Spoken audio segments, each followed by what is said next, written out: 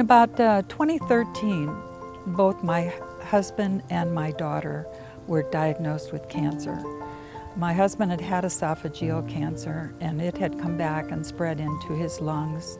And my daughter, who lived in Kansas City, was diagnosed with breast cancer. It was a really difficult and challenging time for us.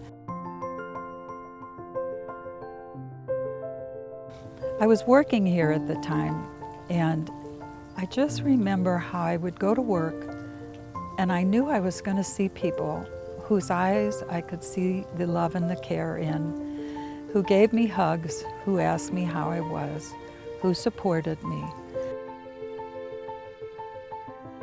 You know, people were there for me, just as the staff was there for me. And they too, you know, I could see the compassion and the care in their eyes, the prayers, the hugs. It was all just an incredibly healing time.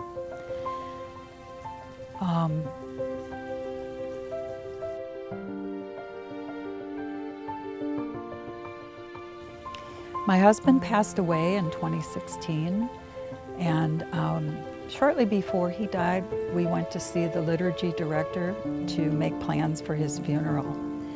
And I wasn't so sure that we were going to be able to do everything that Jim had on his list, but I was wrong. With the help and the patience and the compassion and the caring and the creativity of the liturgy director, the plans were put into place. And I've never been to a more celebratory funeral. It was a wonderful funeral. It could only have happened here. He would have loved it.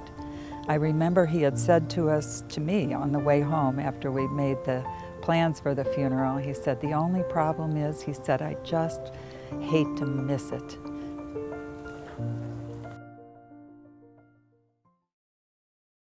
Shortly after my husband's retirement, he was diagnosed with Parkinson's disease and dementia. But this did not stop him from coming to the 7 a.m. Mass and the coffee group. It was a very difficult time because he had to give up so much. It was just a year of loss. He could no longer play golf, he couldn't drive, he couldn't even walk the dog. But one thing he could do was get up, get dressed, and come to the 7 a.m. Mass. This was a very new experience for him. His life up until that point had been, he was a professional and he was an athlete. And so much of his life was competition. And for the first time, he was able to sit around with a group of men who were non-judgmental, loving, telling stories, and sharing. Being there for someone who has memory loss has many challenges. You must be there physically for the person to keep them safe and comfortable, but most times they're not emotionally there for you. So it becomes a very lonely time, a very isolating time. And I think it was this awareness that prompted me one Sunday after Mass to go over to Chris, who had been sitting in the back, and her husband was in a wheelchair, and just give her a hug and tell her I knew what she was going through and that I was there for her. She invited me to her home for coffee, and we became fast friends. Later that year, I mentioned to her that I thought Phil would enjoy the same coffee group that Darwin enjoyed. And I am told that he has taken Darwin's place as life of the party. For many years, my husband and I have 4 grandsons, 3 of whom live with autism. And we took care of them. They lived with us for 20 years. After they moved out a year and a half ago. And after they moved out, within a month, then Phil was diagnosed with all kinds of things, you know.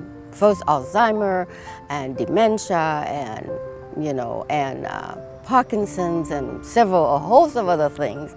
And they weren't sure which one. He has characteristics of so many things, they didn't know which. And that was really tough. So one day I was at my wit's ends. I was praying. I said, Father, either you take him or you take me because I can't handle this anymore. And I guess that was the beginning of my body saying, whoa, what about me? So out of the blue, one day, my body turned to jello. I just crumbled to the floor. I could see and hear everything, but I was completely paralyzed on the floor. Could not move, could not lift my eyelids, and could not talk. So when that happened, and my husband could not even pick up the phone to call anybody, that was when the fear set in. I was really scared. And so I was praying, and I was praying to, I had a picture of the Holy Mother, it was beautiful. And my eyes just happened to look at her, and I said, Mother, I need help. I don't know what to do, and I couldn't go on. And I'm very fearful. Would you just hold me? Would you just help me? That was Saturday. The next day we went to Mass, and there was a lady at Mass whom we have seen for years, but never met, never known the name, never introduced ourselves. She stopped. I didn't know her name. She stopped and she said, hi, I've been thinking about you. I'm Mary. The world started to freeze on me when she said my name is Mary. So she started to tell me that how she had observed my husband has gone from walking to the walker, to the wheelchair, to the scooter, and she just wanted to know how I was doing, if I need any help. For me, it was very poignant because as soon as I asked for the Holy Mother to help me, she sent a Mary to help. And that was really the beginning of me finding resources for help. I feel so much better. And then Mary also invited me to the weekday Mass where we were able to go in and have coffee. And so the fellowship with the people here at the Casa, at this coffee, really hastened the healing for my husband. He improved leaps and bounds. And our daughter, who had not seen him in 2 months, told me, Mother, what did you do? My father is back. My father's back. Where else can I go now? This is home.